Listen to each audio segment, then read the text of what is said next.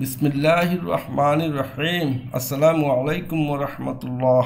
সুপ্রিয় শিক্ষার্থী বন্ধুরা, লেটার রাইটিং শিখব এই ক্লাসে। হ্যাঁ, ফর্মাল লেটার্স তার মানে হচ্ছে অফিসিয়াল লেটার, নিয়ম কানুন আছে। যেমন ধরো এই যে একটা কোশ্চেন এখানে আছে, আমি একটু কোশ্চেনটা রিডিং পড়ে দিই। সাপোজ মানে কি, মনে করো you are Nuru or Nipu, মানে তোমার নাম নুরু অথবা Nipu. You want to open, তুমি খুলতে চাচ্ছ, কি খুলতে চাচ্ছ? এ ব্যাংক অ্যাকাউন্ট, কোনো ব্যাংকে একটা অ্যাকাউন্ট খুলতে চাচ্ছ, বাট ইউ ডোন্ট নো, কিন্তু তুমি জানো না, তোমার জানা নেই হাউ টু ডু দ্যাট, সেটা কিভাবে করতে হবে, মানে অ্যাকাউন্ট কিভাবে খুলতে হবে তুমি জানো না। Now write a letter to the manager of a bank. এখন কোনো ব্যাংকের ম্যানেজারের কাছে একটা চিঠি লিখবে, লেটার লিখবে। এই লেটারটা নিশ্চয়ই অফিসিয়াল লেটার হবে, ব্যাংকের ম্যানেজার। আচ্ছা, ওনার কাছে কী জন্য লিখবে? রিকোয়েস্টিং মানে অনুরোধ জানিয়ে, information for opening A bank account, কোনো ব্যাংক অ্যাকাউন্ট খোলার জন্য ইনফরমেশান মানে কি কি লাগবে, তথ্য জানার অনুরোধ জানিয়ে তুমি তার কাছে একটা চিঠি লিখবে। এই হচ্ছে কোশ্চেন। এখানে সামনে যাওয়ার আগে একটু বলি, যদি এখানে তোমার নাম বলে দিয়েছে নুরু অর নিপু, তুমি এই নাম ছাড়া তোমার অ্যাপ্লিকেশানে অন্য নাম ইউজ করতে পারবে না, এটাই ইউজ করতে হবে কোশ্চেনে যদি এইভাবে নাম উল্লেখ থাকে। ঠিক আছে, তো আসো এখন আমরা লেখা শুরু করে দিই। হ্যাঁ, তো প্রথমে আমরা এইভাবে তারিখ লিখতে হবে, 3 অক্টোবর 2024। তারপরে ওই যে দ্য ম্যানেজার অগ্রণী ব্যাংক পিএলসি, যে কোনো ব্যাংকের নামের পাশে এখন পিএলসি লিখতে হয়। আমি যে কোনো ব্যাংক দিলাম, লালবাগ ব্রাঞ্চ একটা দিলাম আর কি, তুমি অন্য কিছু দিতে পারো। তারপরে সাবজেক্ট দিতে হয়, সাবজেক্টটা হচ্ছে asking information for opening a bank account. তারপরে শুরু করবো ডিয়ার স্যার দিয়ে। তো সামনে লেখার আগে আমি একটু এখানে কিছু কথা বলবো।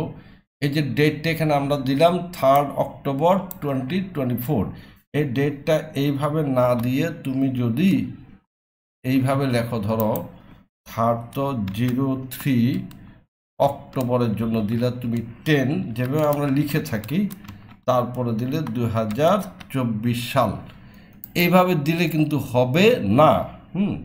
আমি কেটেই দিচ্ছি, এটা ভুল। তোমাকে ঠিক একজাক্টলি এরকম মাসের নাম লিখে দিতে হবে। কেন, একটু ব্যাখ্যা করে বলি। এখানে যে প্রথমটা হচ্ছে তারিখ মানে দিন, তারপরটা হচ্ছে মাস, এটা হচ্ছে ব্রিটিশরা ইউজ করে, কিন্তু আমেরিকানরা ইউজ করে প্রথমটা মাস, মানে তিন বলতে মার্চ মাসকে বোঝানো হচ্ছে, আর 10 বলতে তারিখকে বোঝানো হচ্ছে। বিষয়টা অনেকটা এরকম আমি দেখাই। একজন ব্রিটিশ যদি এটা দেখে, তিনি আমাদের মতো, তিনি বুঝবেন যে এই যে অক্টোবর 10 মানে যে অক্টোবর মাসের 3 তারিখ, কিন্তু আমেরিকান একজন যদি দেখেন, তিনি বুঝবেন যে মার্চ মাসের 10 তারিখ, কারণ আমেরিকানরা শুরুতেই ব্যবহার করে মাসের নাম, তাহলে একটা ঘাপলা লেগে যাবে। এই জন্য আমরা ডেট লিখতে গিয়ে যদি ইন্টারন্যাশনাল লেটার, অফিসিয়াল লেটার লিখছি, অবশ্যই মাসের নামটা উল্লেখ করে দিব। ঠিক আছে, আর এখানে কোথাও কোনো কমা দিতে হবে না। ঠিক আছে, এতো গেল, এটা ঠিকানা একটা দিলাম। আর সাবজেক্ট অবশ্যই লিখবে asking information for opening A bank account, বা অন্যভাবে তুমি লিখতে পারো, সাবজেক্ট কিন্তু লিখতেই হবে। তারপরে ডিয়ার স্যার বা শুধু স্যার লিখলে হবে, এরপরে নিচের থেকে তো আরও লিখতে হবে। তো আসো আরও যা লিখতে হবে সেগুলো দেখে নিই।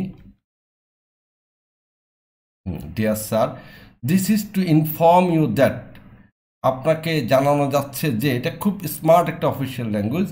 I would like to open, আমি খুলতে চাচ্ছি, অ্যান অ্যাকাউন্ট, একটা অ্যাকাউন্ট হিসাব, উইথ ইয়োর ব্যাংক, আপনার ব্যাংকে একটা হিসাব মানে একটা অ্যাকাউন্ট আমি খুলতে চাচ্ছি। আনফর্চুনেটলি, দুঃখজনকভাবে, দুর্ভাগ্যজনকভাবে, আই ডোন্ট নো, আমি জানি না, হাউ টু ডু দ্যাট, ওই কাজটা কীভাবে করতে হবে। Would you please let me know, আপনি কি দয়া করে আমাকে একটু জানাবেন, হোয়াট এক্স্যাক্টলি আই নিড, ঠিক কী কী আমার লাগবে, and what I have to do, আর কী কী আমাকে করতে হবে। হ্যাঁ, এরপর আর একটা সেন্টেন্স, সুন্দর একটা সেন্টেন্স আছে, সেটা একটু লিখে দিই এখানে।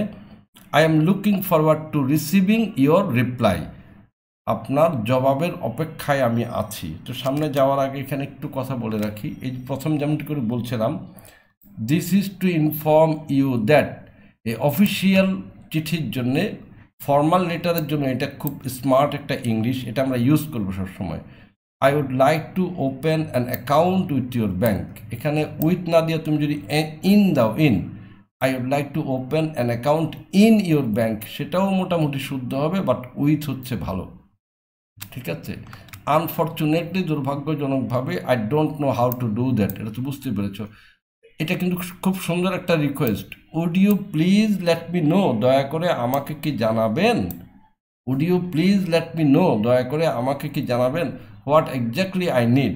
এই যে হোয়াটের পরে এখানে যদি আরেকটা শব্দ দাও বা দুটো শব্দ দাও একটু ভালো হয়, আমার প্রিন্টিংয়ে ভুলে তখন দিই নাই।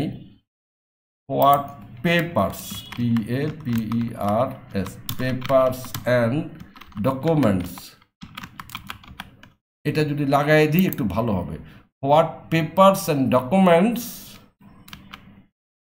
কি কি কাগজপত্র এবং ডকুমেন্টস মানে দলিলাদি আই নিড, আমার প্রয়োজন, আমার কি কি কাগজ লাগবে, এক্স্যাক্টলি ঠিক ঠিক কি কি কাগজ লাগবে আর কি কি ডকুমেন্টস লাগবে সেটা would you please let me know, দয়া করে আমাকে কি জানাবেন। অ্যান্ড, এবং আরও জানাবেন what I have to do, আমাকে কি কি করতে হবে, ঠিক আছে। তারপর নিচের সেন্টেন্সটা আমরা অফিসিয়াল লেটারে সবসময় এটা লিখবো যদি কারো কাছে কিছু একটা চাই। I am looking forward to receiving your reply, আপনার জবাবের অপেক্ষায় থাকলাম। এই যে দেখো এখানে টু, আমরা একটা জিনিস জানি, টু এর পরে ভার্বের সাথে আইএনজি বসে না, এটা আমরা জানি, কিন্তু এখানে তো বসলো। কারণটা হচ্ছে এটা ঠিক টু না, এটা হচ্ছে look forward to. Look forward to অপেক্ষায়, আশা করে বসে থাকা, এই টু পুরোটা মিলে একটা প্রিপোজিশনাল ফ্রেজ এটা, হ্যাঁ। এই পুরোটার কারণে এখানে আইএনজি বসেছে। I am looking forward to receiving your answer.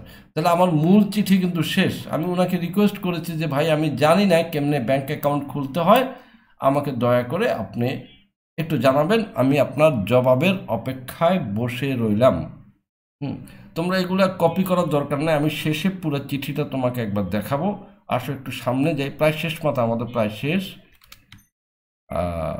I am looking forward to receiving your reply, কথা আমার শেষ। এবার লিখলাম থ্যাঙ্কিং ইউ, তারপরে মানে এটা শেষ কথা আর কি।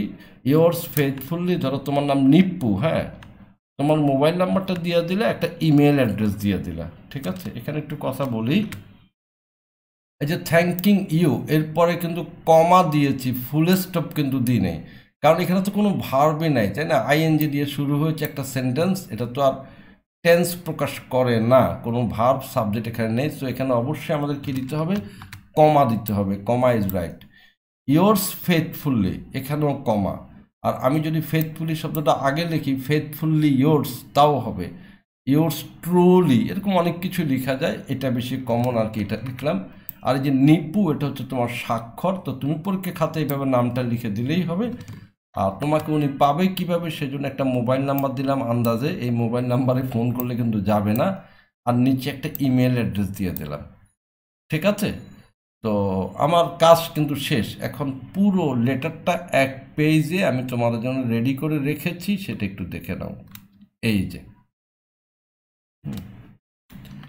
এই হচ্ছে ডেট, তোমার খেয়াল করছো ডেটের পরে একটু গ্যাপ দিয়েছি আমি এখানে, তারপরে ব্যাংকের ঠিকানার পরে একটু গ্যাপ দিয়েছি, তো সাবজেক্ট লেখার পরে আরেকটু গ্যাপ দিয়েছি, তারপরে হচ্ছে বডি ডিয়ার সাথ দিয়ে সবটুকু শেষ হলো।